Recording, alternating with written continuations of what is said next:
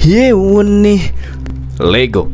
Setelah bertemu dengan sebuah tim yang menyebut diri mereka sebagai pasukan ekspedisi Antartika, Kapten Wang Zhennan si Patua menjelaskan jika mereka ini sebenarnya merupakan salah satu tim pertama yang selamat ketika mengikuti 5 pahlawan dalam perjalanan ekspedisi Antartika. Dan setelah para pahlawan menyegel dataran ini, mereka tidak bisa keluar dari sana dan terpaksa harus tetap tinggal selamanya sambil terus bertahan hidup dalam kerasnya medan. Beberapa dari mereka yang tinggal di sana sekarang merasa khawatir dengan keluarga mereka yang berada di luar Antartika. Bahkan karena sudah cukup lama berada di sana, mereka sudah mulai lupa bagaimana wajah kerabat-kerabat mereka yang tinggal di luar. Seorang bocil bertanya pada si nona muda apakah benar mereka bisa kembali ke kampung halaman yang sangat dirindukan.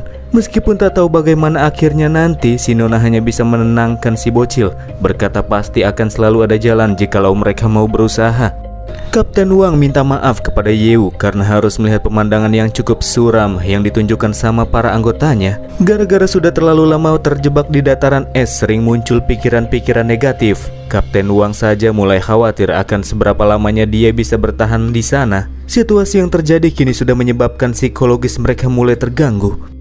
Memberikan semangat, Yeu bilang kalau Kapten Wang dan timnya yang masih terus bertahan di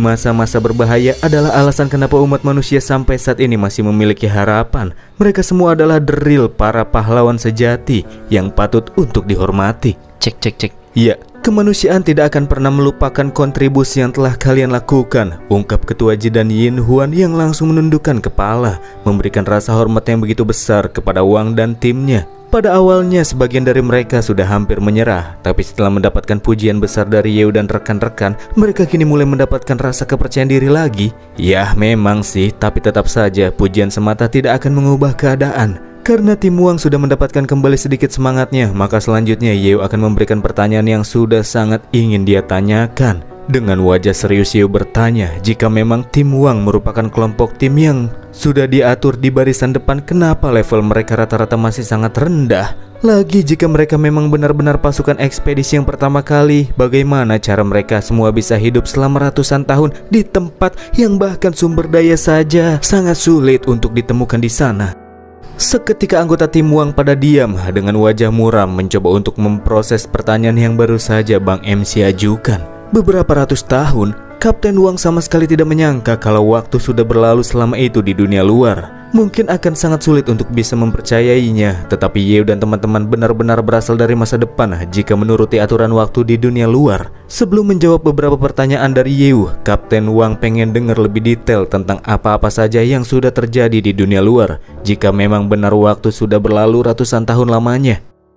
Ya, tentu saja, tak masalah bagi Yeu untuk memberikan cerita detail terkait dengan dunia luar yang sekarang. Tapi karena sekarang mereka sudah berada di depan pintu masuk markas, kenapa mereka nggak lanjutin obrolan mereka di dalam saja sambil ngopi-ngopi biar lebih asoy? Tenang saja Pak Wang, Yeu dan teman-teman nggak punya niatan buruk kok. Karena kalau mau nih, Yeu bisa aja dobrak pintu markas mereka dengan gampang buat nerobos masuk ke dalam. Pak Wang langsung kaget. Gara-gara sedikit keresahan yang ada di dalam pikirannya ternyata bisa dibaca dengan sempurna sama Yeu.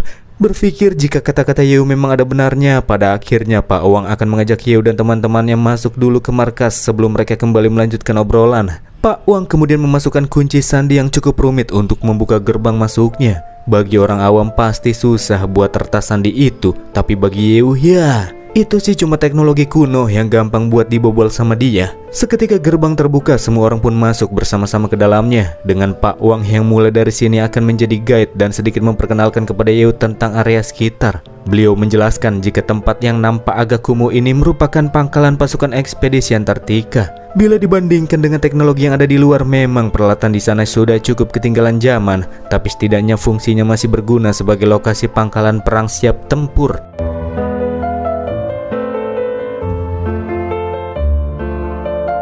Singkatnya, Yeu pun menceritakan kondisi di dunia luar, di mana bumi sudah jadi cukup damai bila dibandingkan dengan masa-masa setelah olisasi turun ke bumi. Bagi Yeu, alasan kenapa bumi yang sekarang bisa jadi damai, ya itu tentu saja berkat Pak Wang dan tim ekspedisi lain yang telah mempertahankan zona Antartika dan mencegah para Great Monster melakukan invasi di dataran manusia. Sambil menggelengkan kepala, Pak Wang merasa damainya bumi bukan terjadi karena dia ataupun timnya. melainkan karena kontribusi yang diberikan oleh kelima pahlawan tingkat martial yang sangat kuat. Sementara mereka cuma sekedar umpan meriam yang tak berarti. Dalam peperangan berskala global, setiap orang akan memiliki perannya masing-masing.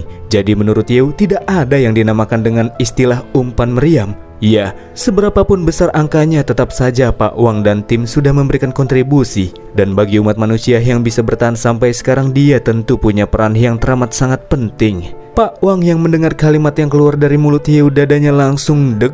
Dan akhirnya Pak Tua ini paham alasan kenapa pahlawan Muyu mengizinkan Yeu buat masuk ke dalam sana. Pak Wang sekarang merasa kalau Yeu ini mungkin benar-benar dapat mengubah situasi para tim ekspedisi yang stagnan cukup lama. Pas 7 o'clock, jam dinding pun berbunyi, menandakan hari sudah mulai larut. Karena Yeu dan teman-teman sudah melalui perjalanan yang cukup panjang, Pak Wang yakin kalau Yeu dan teman-teman pasti pada kelaparan kan? Pas betul, karena sudah waktunya jam makan, mereka akan makan dulu sebelum istirahat. Di sebuah meja panjang di dalam ruangan, mereka pun makan seadanya, cuma pakai nasi sama gorengan angetan kemarin teman-teman. Jarang-jarang guys, lihat kartun aksi yang ada adegan makannya. Si bocil yang udah kelaparan langsung makan duluan dengan begitu lahap. Sementara Nona di sampingnya minta si bocil buat perhatikan cara makannya, karena lagi ada tamu di depan mereka. Pak Wang minta maaf kepada para tamu karena persediaan makanan mereka terbatas, jadi lauk yang bisa disuguhkan sangat sederhana. Ya, semoga aja para tamu suka sama gorengan angetan yang dibikin kemarin itu. Kalau ngomong-ngomong soal makanan sih nggak masalah, karena Yeu punya stok yang banyak. Enak-enak lagi. Dari langit-langit ruangan muncul sebuah ruang dimensi yang menjatuhkan kulkas modern ukuran jumbo. Setelah itu dibuka, anggota tim Wang sangat antusias melihat isi kulkas full. Ada makanan jadi, ada makanan yang masih mentah, buah-buahan segar, minum-minuman. Itu semua bisa bikin ngiler orang-orang yang selama ini cuma makan seadanya teman-teman. Setelah melihat sedikit pertunjukan Yeu, Pak Wang tanya ke Wang Hao, apakah selama ratusan tahun berlalu dunia luar sudah berkembang ke tingkat seperti ini, di mana semua orang bisa sesuka hati mengeluarkan makanan enak entah dari mana? Kata Wang Hao, semua itu nggak ada hubungannya sama dunia luar. Hanya Yeu saja yang bisa melakukannya. Dalam suatu peradaban maju, mungkin Yeu adalah kemajuan itu sendiri, ungkapnya. Tanpa lama-lama waktunya cheers. Meja yang sebelumnya cuma diisi sama makan makanan sederhana dan sedikit lauk, seketika dipenuhi sama makanan enak. Kebahagiaan yang sudah lama dirasakan oleh tim Wang akhirnya bisa kembali terjadi terkait sama perut. Sambil mengangkat gelas minumannya dan ngajak Yeu bersulang, Pak Wang berterima kasih atas kemurahan hati Yeu. Dia mengucapkan rasa terima kasih besar secara pribadi kepada Bang MC. Sambil chill minum-minum, Pak Wang akan menjawab pertanyaan pertama yang sebelumnya sempat Yeu ajukan terkait Antartika. Jadi Yeu bisa menganggap lokasi ini layaknya sebuah dungeon. Semakin dalam seseorang masuk ke dalam, maka akan semakin tinggi pula tingkat bahayanya. Dan selama ini timnya Pak Wang cuma bisa bertahan hidup di lapisan tepian terluar dan membunuh monster tingkat rendah yang melarikan diri dari pusat. Mungkin itulah alasan kenapa level dia dan timnya lambat buat naik. Dan pertanyaan kedua, alasan kenapa mereka bisa seakan seperti hidup selama ratusan tahun jika menuruti aturan waktu di dunia luar. Itu mungkin karena mereka semua dikutuk oleh suatu mekanisme di tempat ini, sebuah kutukan yang bisa memperlambat aliran waktu sedemikian rupa, sehingga bahkan setelah ratusan tahun sudah berlalu, Pak Wang dan lainnya masih terlihat sama seperti waktu mereka pertama kali masuk ke sana. Kutukan tersebut ada tandanya di bagian tubuh masing-masing orang. Paman Xiao Chen berkata, kalau Muyu juga sempat mengatakan hal serupa sebelumnya. Terdapat kemungkinan jika kecepatan waktu di Antartika ini berbeda dengan dunia luar, seperti 1 hari di sini sama dengan 1 tahun di luar. Jika benar, maka sangat berbahaya. Kalau Yeu dan teman-teman terlalu lama di tempat ini, maka pas mereka keluar nanti, maka bisa-bisa mereka...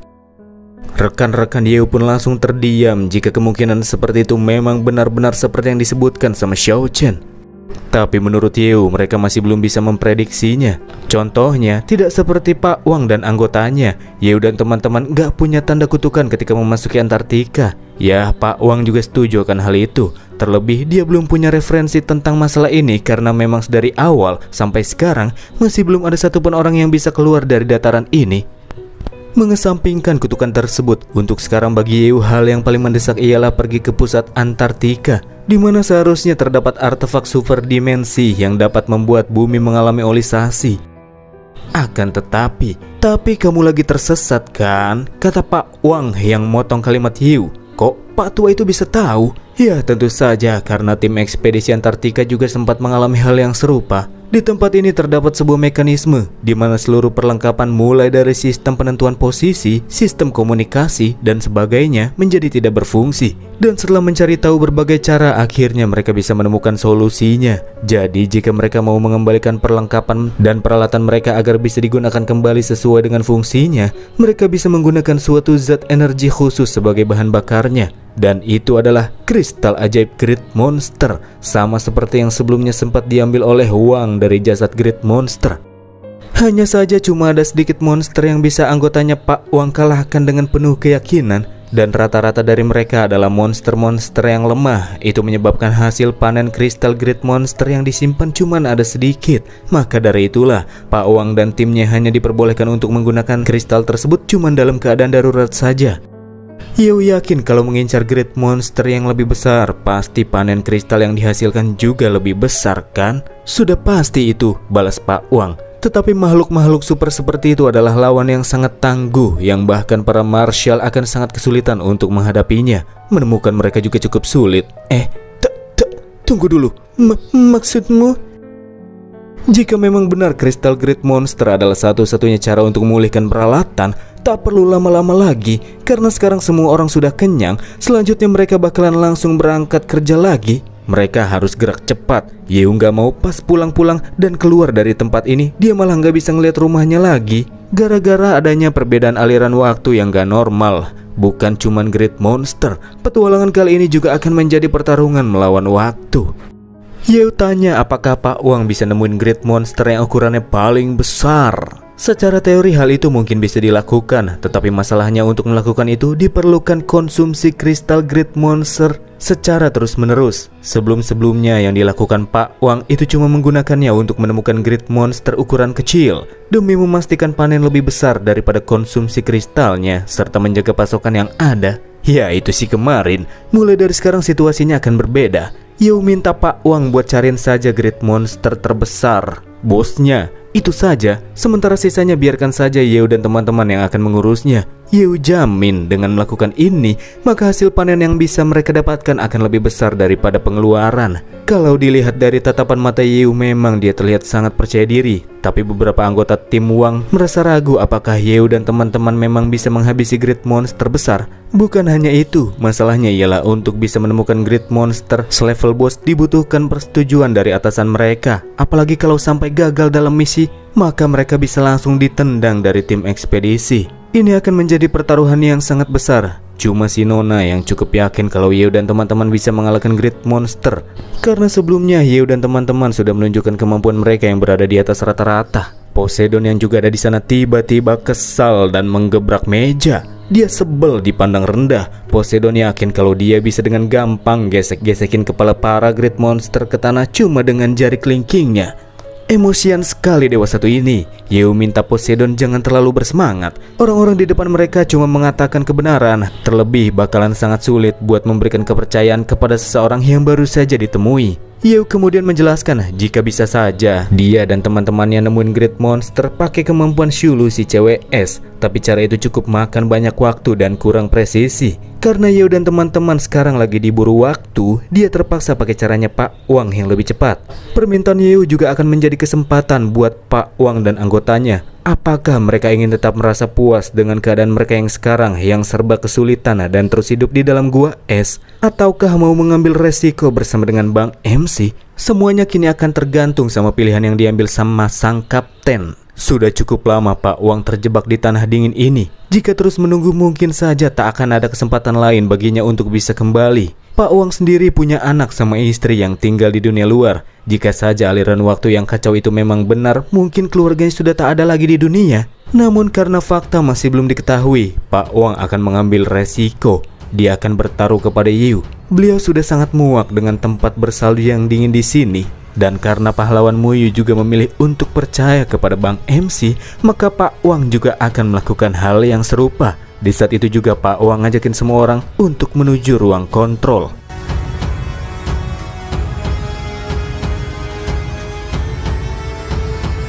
Fush, suara pintu ruangan kontrol pun terbuka. Di antara para staf yang lagi pada molor, ada satu staf yang berjaga dan melihat orang yang datang. Dia ngomong, kenapa Wang Zenan alias Kapten Wang datang ke sana selarut itu. Pak Wang langsung nyuruh staf yang bangun buat langsung pakai kekuatan maksimal untuk menemukan bos Great Monster besar dan kirimkan koordinatnya ke radar portable-nya. Namun staf kacamata itu nggak mau melakukannya. Dia tidak akan memenuhi permintaan Wang tanpa mendapatkan persetujuan dari komandan mereka. Karena staf ruang kontrol pada nggak mau bantu, mereka semua pun langsung diringkus di pojokan. Staf kacamata nganggep Wang sudah gila. Menemukan Great Monster ukuran besar itu akan memakan banyak kristal. Akibat yang akan mereka terima juga sangat besar. Pak Wang yang gak peduli di sini akan mencarinya sendiri. Dia kemudian menekan sebuah tombol untuk mengaktifkan alat penangkap sinyal yang terdapat di area luar dinding gunung es. Setelah aktif, teknologi tersebut berbunyi bip bop bip bop. Asoy, efek suara mulut banget gak tuh? Ya, pokoknya suara bip bop itu menunjukkan jika mesin penangkap sinyalnya lagi bekerja. Tak berselang lama muncul pula peringatan yang memberitahukan jika tingkat konsumsi kristal yang digunakan terlalu berlebihan di luar batas normal dari yang sering kali digunakan. Tapi Pak Wang tetap nggak peduli. Ketika semua orang lagi fokus sama pencarian Great Monster, staf kacamata yang nganggep Pak Wang sudah gila dan mau bunuh mereka semua pun memanfaatkan momentum buat kabur. Dari arah lain ada si Nona yang refleks menodongkan senjata dan berniat untuk menembak si staf. Tapi sebelum pelatuk ditarik, Yeo muncul memegang pistol si Nona dan berkata, meskipun terdapat sedikit konflik selama proses rencana, tujuan akhir mereka semua itu sama. Jadi tidak perlu saling membunuh, apalagi sampai mengabaikan moral dan kemanusiaan mereka. Si Nona pun langsung minta maaf dan terima kasih sama Yeo. Wanita ini merasa hampir saja dia akan membuat kesalahan yang sangat besar. Setelah si kacamata lolos, Pak Wang yakin selanjutnya akan ada penjaga lain yang datang ke sana. Jadi dia minta kepada anggotanya buat menjaga pintu, tutup dengan rapat. Jangan biarkan siapapun masuk ke sana sebelum mereka bisa menemukan koordinat Great Monster besar, raksasa, bosnya. Dari kejadian tersebut, Wang Hao agak heran. Pada awalnya dia berpikir cuma ada beberapa orang yang tinggal di markas ini, tapi taunya masih ada orang-orang lain toh. Kapten Wang jelasin, jadi seluruh gunung di sini sudah dilubangin dan ada banyak camp-camp serta pasukan yang tersebar di mana-mana. Tim Wang hanyalah satu dari tim-tim kecil yang tinggal. Setidaknya ada ratusan orang yang masih hidup dan bertahan di sana. Tak lama kemudian terdengar pintu masuk digedor-gedor dari arah luar. Jelas mereka adalah para penjaga yang dipanggil sama staf kacamata yang kabur sebelumnya. Mereka gedor-gedor pintu pakai sekop dan nyuruh Pak Wang yang udah gila buat cepet keluar. Karena kalau nggak mau keluar pakai cara lembut, maka mereka akan melakukan cara barbar, melepaskan roket launcher, menghancurkan pintu, termasuk tim Wang yang ada di dalamnya. Mendengar berisik-berisik para penjaga, Pak Tua dengan satu penutup mata pun datang dan nyuruh mereka buat berbaris yang rapi. Pak Tua tersebut bernama Lin, komandan garis depan pasukan ekspedisi Antartika. Levelnya ya jauh teman-teman Yeo kemana-mana sih. Salah satu dari mereka memberikan laporan kalau Pak Wang dan anggota timnya bersama dengan beberapa orang tak dikenal menyerbu ruang kontrol kendali, bahkan sampai menyekap beberapa petugas yang lagi berjaga di dalam. Komandan Lin heran bagaimana mungkin Pak Wang membawa orang dari luar yang tak dikenal. Seharusnya kan tidak ada manusia lain di seluruh Antartika ini kecuali pasukan ekspedisi mereka. Di depan pintu, Lin berteriak. Sang komandan memang gak tahu kenapa Pak Wang sampai melakukan hal bodoh seperti sekarang. Akan tetapi hukum militer itu kejam, ungkapnya. Jika Pak Wang dan anggotanya terus bersikap seperti ini, maka mereka bakalan mendapatkan konsekuensi yang sangat berat. Ketika mengetahui ada komandan Lin yang muncul di sana, anggota Wang mulai pada panik. Karena Lin itu terkenal sebagai orang yang kejam. Kalau mereka ditangkap sama dia dan dijatuhi hukuman, maka habislah. Sementara Kapten Wang sendiri nampak terlihat lagi fokus untuk terus mencari koordinat Great Monster raksasa. Fokus Pak Wang yang tak tergoyahkan akhirnya berbuah hasil. Dia berhasil menemukan titik koordinat target yang tanpa lama-lama langsung dia transfer ke dalam koordinatnya ke radar portable. Menyerahkan radar titik koordinat tersebut seakan-akan Pak Wang lagi nyerahin nyawanya kepada Yeo. Jadi bagaimanapun juga Yeo mesti berhasil memenuhi janjinya. Jangan khawatir Pak Wang, karena Yeo itu tidak pernah mengecewakan siapapun orang yang percaya kepadanya. Dari arah pintu luar, Pak Lin mulai menghitung mundur dari 30. Kalau tim Wang tidak juga keluar sebelum hitungan berakhir, maka terpaksa Pak Wang harus mati meleduk. 3 roket akan ditembakkan ke arah ruang kontrol. Baru hitungan ke-25, taunya orang-orang di dalam ruangan membuka pintu dan langsung keluar. Di posisi depan ada Yeo yang bilang ke si komandan buat stay cool, kalem-kalem aja, dan mari berbicara.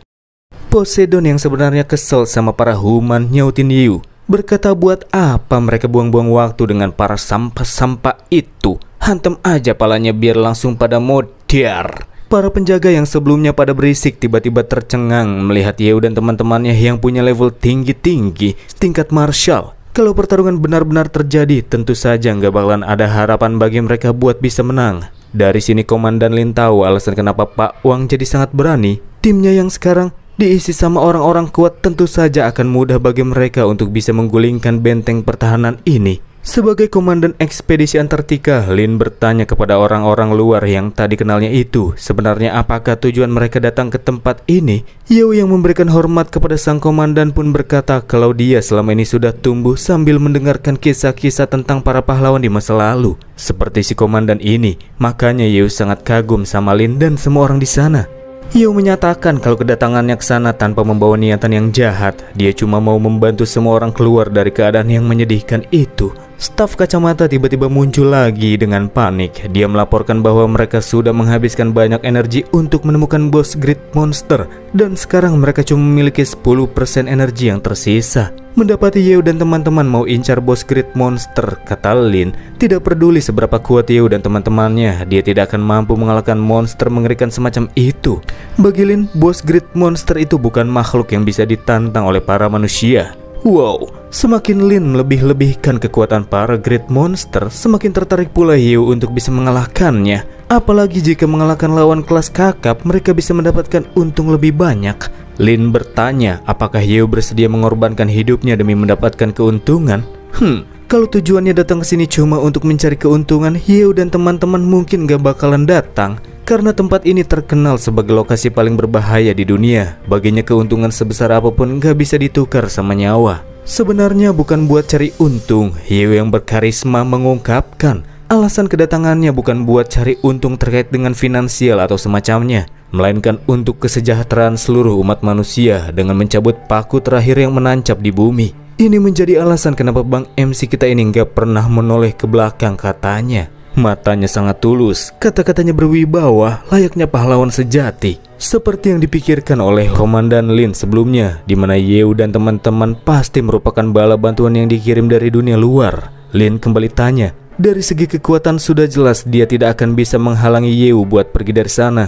Dan dari segi tindakan, sekarang dia juga sudah dapat koordinat dari bos Great Monster. Bisa dibilang sekarang Yeo dan yang lainnya bisa sepenuhnya mengabaikan sang komandan dan langsung pergi untuk melakukan tujuannya. Tapi kenapa sekarang Yeo masih mau berbicara dengan dirinya? Lalu apakah memang benar terdapat peluang bagi Yeo dan teman-teman untuk bisa menang serta membebaskan orang-orang yang selama ini terjebak di sana? Kata-kata tidak akan jadi bukti, jadi biarkan saja bukti yang mengatakannya. Yeo meminta waktu 2 hari, dan dalam waktu-waktu itu Yeo janji akan ngelahin bos Great Monster dan kembali dengan kristal yang melampaui imaji sang komandan. Dan jika semuanya selesai, mereka bisa pulang bersama-sama.